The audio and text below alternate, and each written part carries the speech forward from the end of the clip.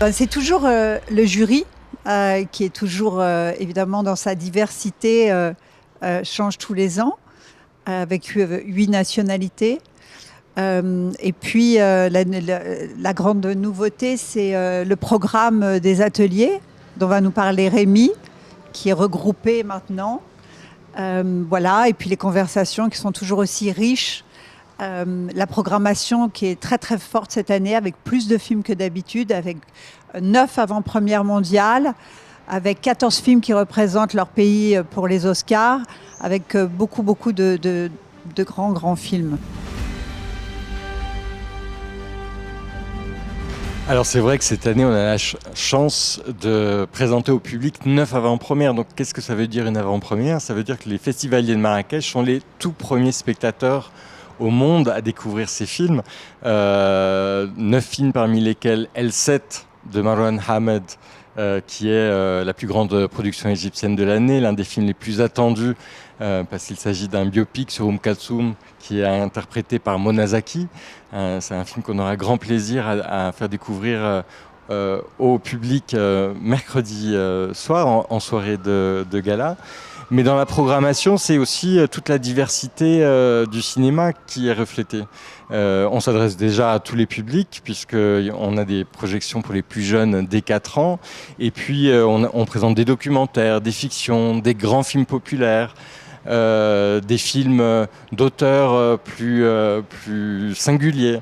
Donc c'est important de rappeler que la programmation, quand on l'a fait, parce qu'on a vu 1200 films cette année, et pour choisir ces 80 films, on a en tête le public de Marrakech, des sujets qui peuvent interpeller, et puis surtout, encore une fois, de s'adresser à tous les publics. Écoutez, Hussein Fahmy, c'est une évidence.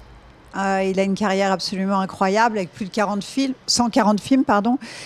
Et Hussein Fahmy, je ne suis pas sûre qu'il soit revenu depuis 2001. Donc il a ouvert le festival en 2001 et il est là cette année, donc on est vraiment très heureux. L'Égypte est représentée, c'est un pays important ici. Raouya, qui est quand même une icône du cinéma marocain.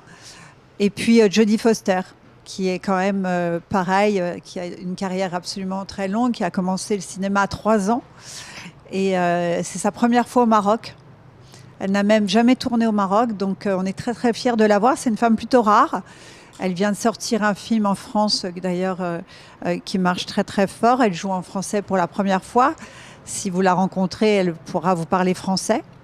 Et puis Guillermo del Toro, qui était venu une première fois en 2018, qui adore le festival et qui vient présenter son dernier film et qui va recevoir un hommage pour sa carrière. Et puis les festivaliers vont avoir la chance de voir Frankenstein sur un écran géant. Parce que ça n'est pas n'importe quel film, c'est un film vraiment à voir sur un écran géant. Et les Marocains et les gens de Marrakech vont avoir ce plaisir-là, de voir ce film-là. Chaque édition comporte ses défis et chaque édition comporte ses surprises aussi, parce que c'est vrai c'est peut-être pas forcément les mêmes défis d'une édition à l'autre. En tout cas pour celle-ci, je pense que l'un des principaux objectifs, je dirais pas que c'est un défi, c'était vraiment de clarifier tout le volet professionnel, de le rendre plus lisible. Donc c'est pour ça qu'on a regroupé l'ensemble des initiatives professionnelles du festival sous le titre, sous la bannière Atlas Programs, donc qui regroupe à la fois les ateliers d'Atlas, qui est son cœur historique qui a été créé en 2018, mais aussi Atlas Station, qui est un programme qui a été créé l'année dernière, Atlas Distribution, qui a été créé en partie il y a 2 ans et qui s'enrichit cette année d'un nouveau rendez-vous, et Atlas Presse, donc qui est ce volet qui est dédié aux ateliers d'initiation à la critique de cinéma. Donc c'était regrouper toutes les initiatives du festival sous une même appellation pour une question de lisibilité, parce que c'est vrai qu'il y a tout un écosystème qui s'est développé autour des ateliers d'Atlas, qui au départ accueillaient des cinéastes marocains, arabes et africains qui faisaient un premier, deuxième et troisième long métrage, mais au stade du développement ou alors au stade de la post-production. Et puis au fil des années, plusieurs programmes se sont développés autour de de celui-ci. Et on a cette année décidé de tout regrouper autour de l'appellation Atlas Programs. Je dirais aussi que l'autre, oui, celui-là, c'est un défi, c'est celui de faire venir un public de plus en plus important chaque année. C'est vrai que l'année dernière, on a fait un bond en termes de fréquentation des salles, parce on était passé quasiment de 35 000 à 45 000 spectateurs dans les salles du festival. Donc cette année, on a mis en place de nouvelles initiatives pour justement encourager le public à venir encore davantage découvrir les films et les conversations qui, je le rappelle, sont accessibles gratuitement.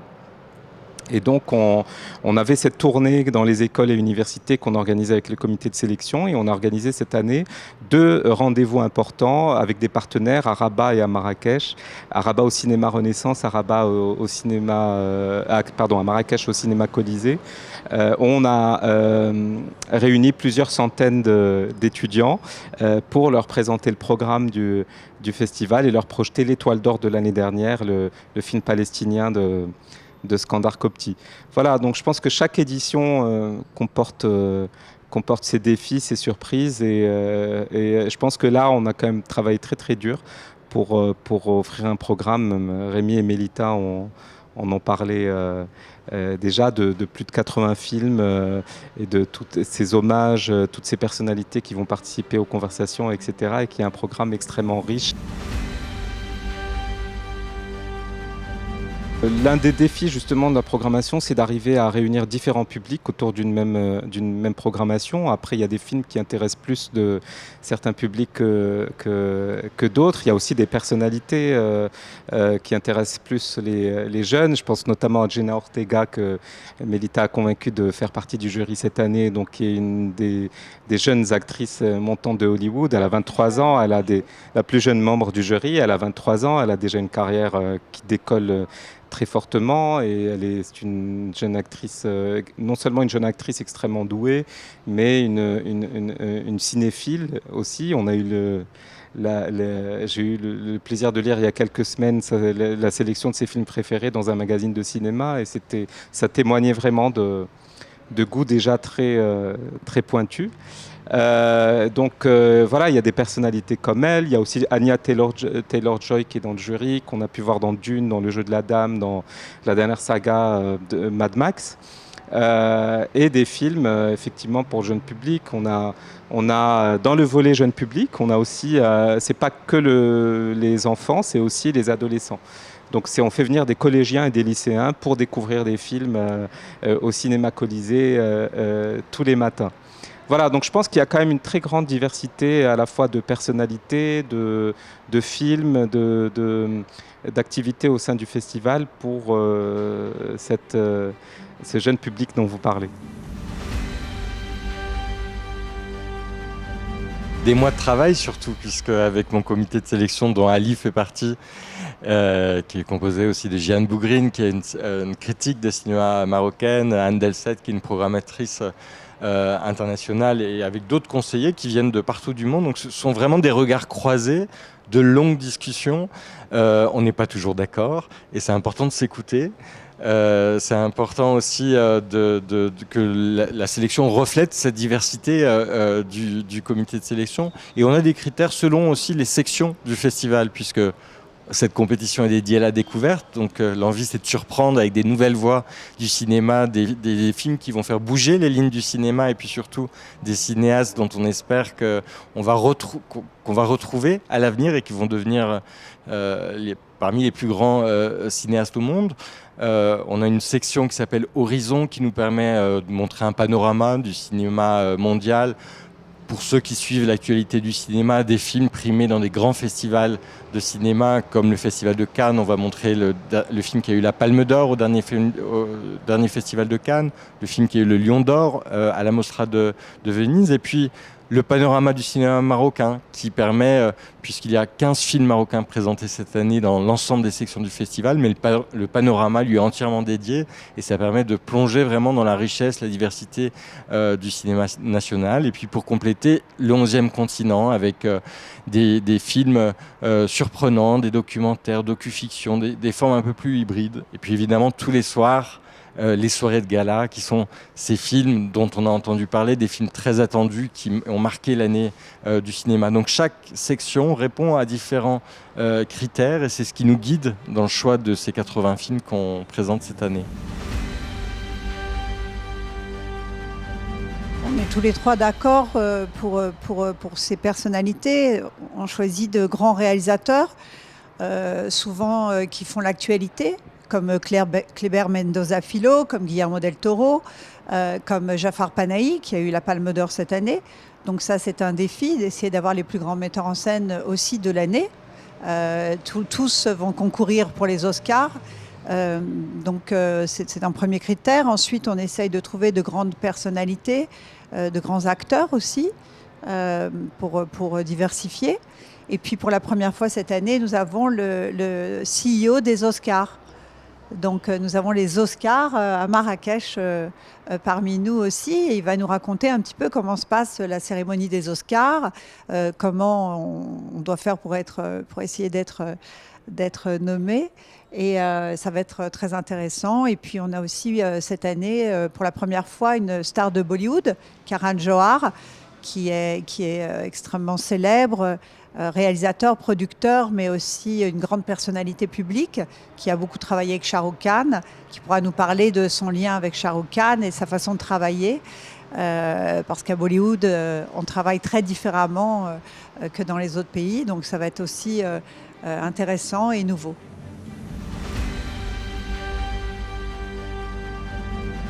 Alors d'abord, ça fait maintenant une vingtaine d'années que le festival a fait le choix de la découverte à travers sa compétition officielle qui est dédiée au premier et deuxième long métrage. Donc c'est plutôt des jeunes cinéastes qui participent à cette section. Et puis en 2018, le festival s'est enrichi d'un nouveau programme qui s'appelle les Ateliers d'Atlas, qui est un programme industrie, donc un programme qui est dédié à la découverte, au soutien de cinéastes marocains, arabes et africains qui font un premier, deuxième et troisième long métrage.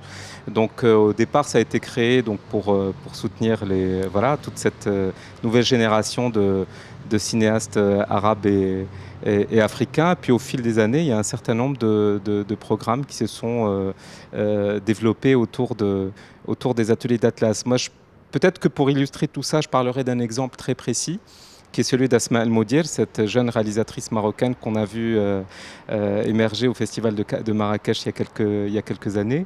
Asma était venue dès 2018, je crois, ou 2019, pour 2018, avec son film qui était au stade du développement, donc au stade de l'écriture. Et elle a, aux ateliers d'Atlas, donc sélectionnés par Rémi et le comité des ateliers d'Atlas à l'époque, et elle a commencé à développer son film à partir de là.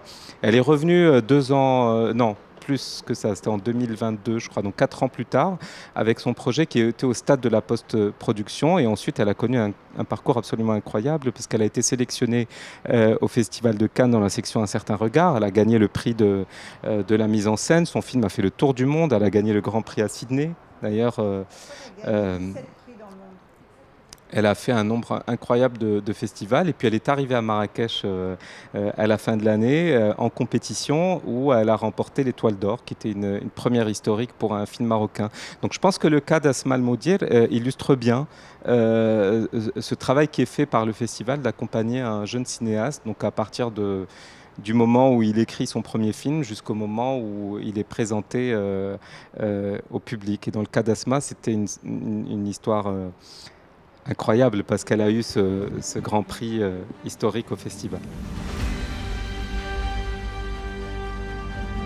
Je pense que il y a eu beaucoup de... Si on parle de la jeune génération de cinéastes donc, actuels, et je pense notamment à Alaaddin Jem, Yasmine Benkiran, Ismaël Iraqi, Saïd Hamish, Sofia Alaoui et d'autres, sont tous des cinéastes qui ont été accompagnés par les ateliers d'Atlas, donc à partir de 2018.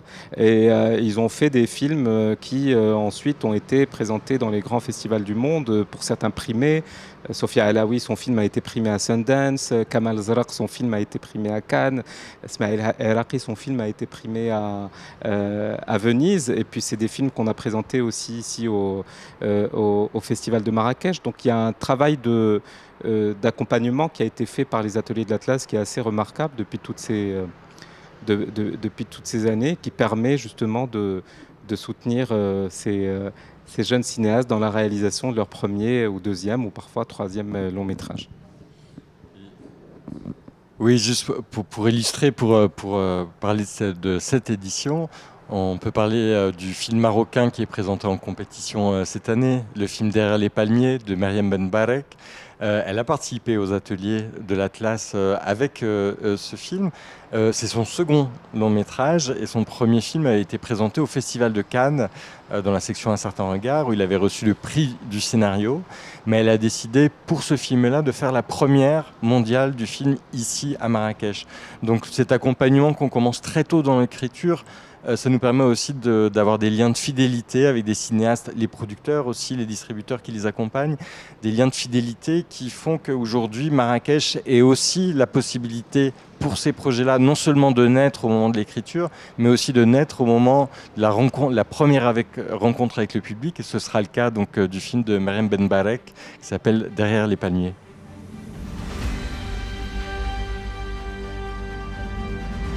C'est délicat, on pourra s'en parler après la clôture, si vous voulez. Évidemment, on a des films qui nous touchent plus personnellement, et c'est pour ça qu'on est plusieurs dans le comité de sélection. Ce que je peux dire, en tout cas, c'est que je suis toujours très impressionné par les premiers films, parce qu'il faut beaucoup de courage pour faire un premier film, pour créer sa propre voie de cinéma. Donc j'ai beaucoup de respect pour les cinéastes qui s'engagent dans cette voie.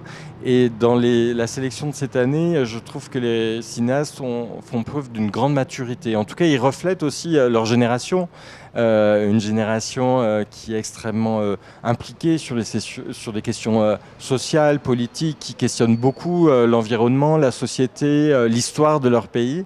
Et la sélection de cette année reflète particulièrement les préoccupations de cette jeunesse, son énergie, la maturité de leur regard. Et encore une fois, je suis très très impressionné par les jeunes cinéastes que nous présentons cette année. Moi, je crois que tout d'abord, la ville de Marrakech est assez extraordinaire. C'est une cité millénaire, pleine d'énergie, de lumière. Le festival de Marrakech n'a pas un enjeu aussi... c'est plus un festival d'échange, de transmission. Donc les personnalités, quand elles viennent, elles sont beaucoup plus détendues que quand elles vont à Cannes. Nous n'avons jamais essayé de rivaliser avec Cannes. D'ailleurs, dès la première année, notre choix a été de découvrir des talents. Nous n'avions pas la prétention de voler les plus grands metteurs en scène du monde au Festival de Cannes. Ce n'était pas le but. Donc nous sommes différents, mais aujourd'hui je crois que tous les grands metteurs en scène qui sont devenus nos ambassadeurs, même pour les projections. Ils voient le public de Marrakech qui est un vrai public, un jeune public très enthousiaste. Et ça, c'est pas le cas dans tous les festivals. Je peux vous dire qu'à Cannes, le public, ce sont que des professionnels ou des partenaires. Et l'ambiance n'est pas la même. Et les enjeux ne sont pas les mêmes aussi. Donc les gens sont beaucoup plus stressés quand ils vont à Cannes. C'est très commercial quelque part. À Marrakech, c'est beaucoup plus dans l'échange, c'est beaucoup plus dans la transmission. Et c'est ce qui fait aujourd'hui la renommée du Festival de Marrakech. C'est beaucoup de travail en fait pour nous tous. Mais depuis des mois, on négocie. Toutes ces personnalités qui viennent, c'est beaucoup de négociations. C'est pas juste un coup de fil pour dire venez à Marrakech, c'est pas des vacances pour eux. Donc c'est un engagement. Ce sont des personnes qui font l'actualité du cinéma, qui sont souvent très occupées. Donc c'est beaucoup de négociations, beaucoup de difficultés, beaucoup de stress, pas beaucoup de sommeil, beaucoup de réunions, parfois même à 1h du matin avec l'étranger. Et en fait, ce premier jour, il est important parce que ça devient réalité. Et tout d'un coup, pour nous tous d'ailleurs, on voit ces personnalités, ces équipes de films arriver enfin, de voir ces êtres humains et pas que des noms sur des mails.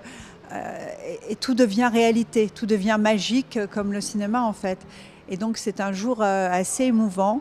Parce que jusqu'au bout, on a toujours peur d'une annulation, d'un souci, on est toujours un petit peu stressé. Et donc le premier soir, c'est toujours assez fort. On est vraiment tous les trois toujours très émus le premier soir de voir notre travail comme ça sur scène, le travail d'un an de travail pratiquement. Et on est très heureux et surtout on espère que vous tous allez apprécier notre travail.